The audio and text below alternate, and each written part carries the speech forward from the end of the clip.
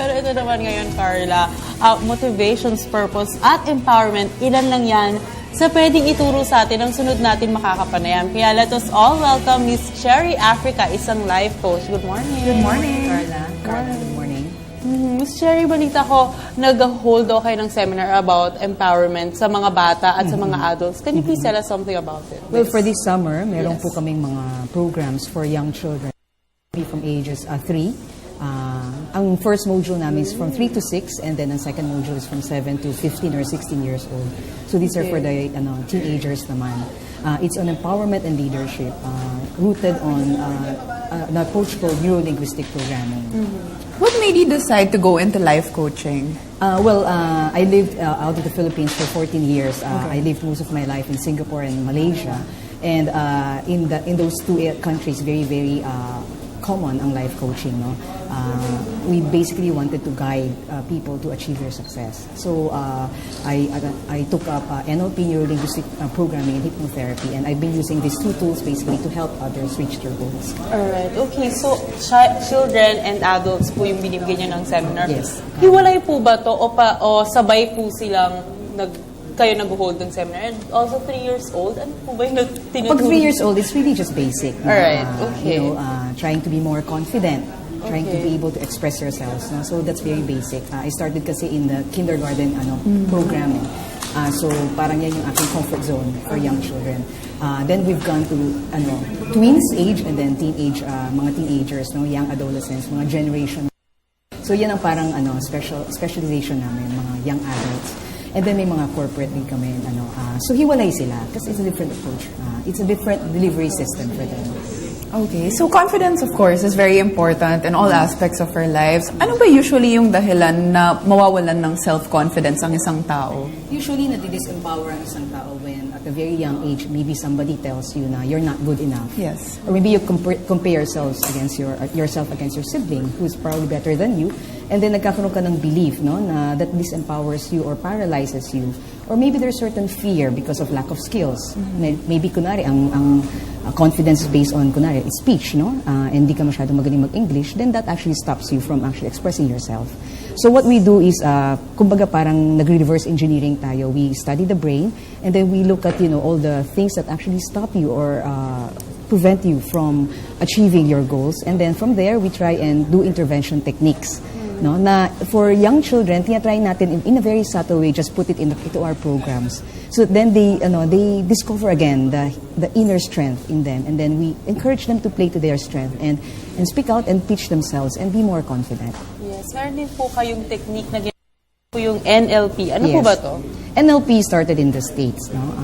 It's actually a branch of psychology. Parang minix nila yung mga different approaches in psychology.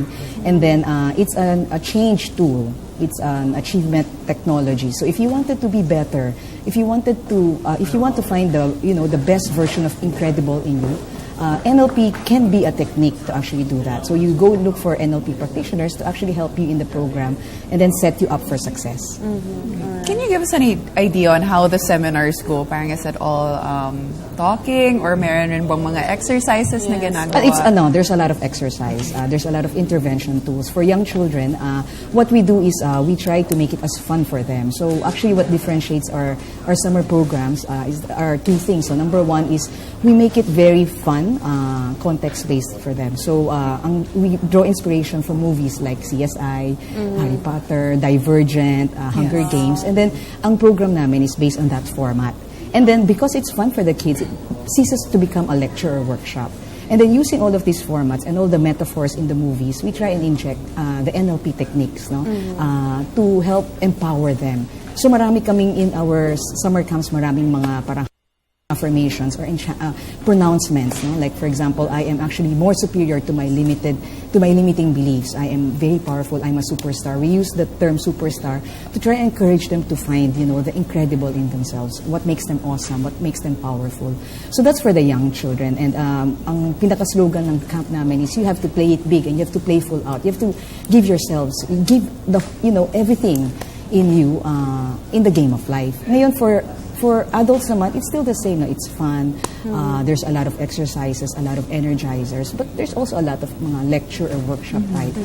We share the principles to them. We share a lot of stories to them, a lot of metaphors. Meron din kaming team building. Even for adults, may mga Hunger Games team building programs din kami. So it's fun for them. Okay, good news. Kasi parang I wanted to join the kid one. Oo nga, actually, kanina nag-usap kami ni Cherry. Sobrang, talagang may interest talaga akong sumama at join sa... Come, join us. Yes, sa inyong seminar. Ito naman, sa pag-uusapan na itong seminar, siguro, Carla, magtanong na rin tayo ng tips kung paano ba maging, happy and successful in life. I think it's your programming. Pinaka-importante kasi a lot of times for parents and even for us, we change our behavior or programming, no? Pero what we don't know or what we don't realize is that our programming is based on our mindset, on our thinking. So what we need to do first and foremost is to try and change our mindset, to move it from what we call as an unresourceful state to a resourceful state. Meaning unresourceful, it's a state that's not helping you. Okay, it could be a state of anger, a state of unhappiness, a state of negativity, and then you move it to a resourceful state. You move anger, for example, to a bit of happiness, or sometimes you could be angry, but that should push you to do better things or bigger things in life. It should make you more passionate, diba? So you just identify all these unresourceful states and then bring them to a resourceful state, and that requires a lot of change in your mindset. Okay, so after changing your mindset, ang second na i-change mo is your speech. No, the way you talk to people. Kasi sometimes, we look at the same thing, pero from two different people who have two different mindsets, iba yung the way they actually talk to people. And words open up the files for you, the right file. Kumbaga filing cabinet yan. The words that you use open up the right files for you. No? So if I talk to you and I want you to do something, to achieve a certain common goal, for example, I need to actually utilize, better speech.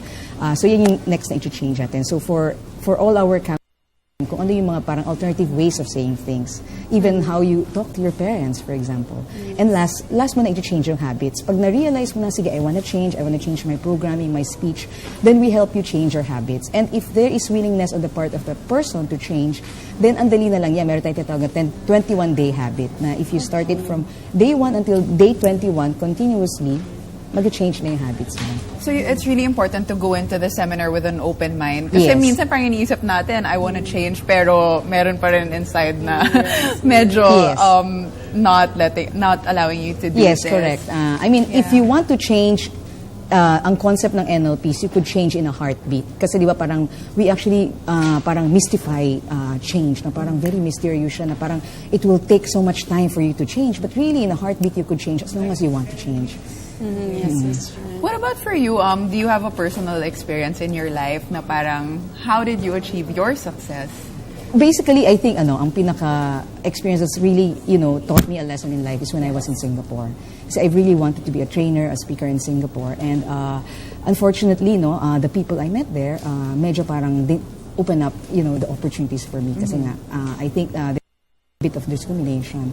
I think ang pinaka-concept dyan is, we are Filipinos. Ano yung right natin, actually, to actually help empower them. So that actually, pushed me even more. In NLP, we're taught that you have all the resources to change or to solve your problem. Yes. So hindi tayo pwedeng mag-whine or mag-complain na, ay, kasi ganyan kasi wala akong pera, kasi I'm very young, kasi I'm just a Filipino, I'm just a girl, no? So at that time, because I have a very strong Filipino accent and I wanted to teach Singaporeans who actually, who gave a lot of importance to native accent. So what I did was actually to partner myself with a native English speaker, so an American. So we both opened up a center there, and then a training center, and then from there on we moved forward. So to me, that's a very good teaching moment for me, because it taught me na you should not be limited by anything, whether your race, your religion, your belief system. No, if you want to change people's lives, you first have to change yourself. You first have to tell yourself that you could do it. Okay, so gusto ko naman itanong, yung mga, since this is a group seminar, paano nyo po, kumbaga, para napapalabas dun sa mga bata or dun sa mga clients nyo, yung gusto sa kanila? Like, for example, paano natin malaman na may problema tong taong to? Is there like a one-on-one session then Yes. during the seminar?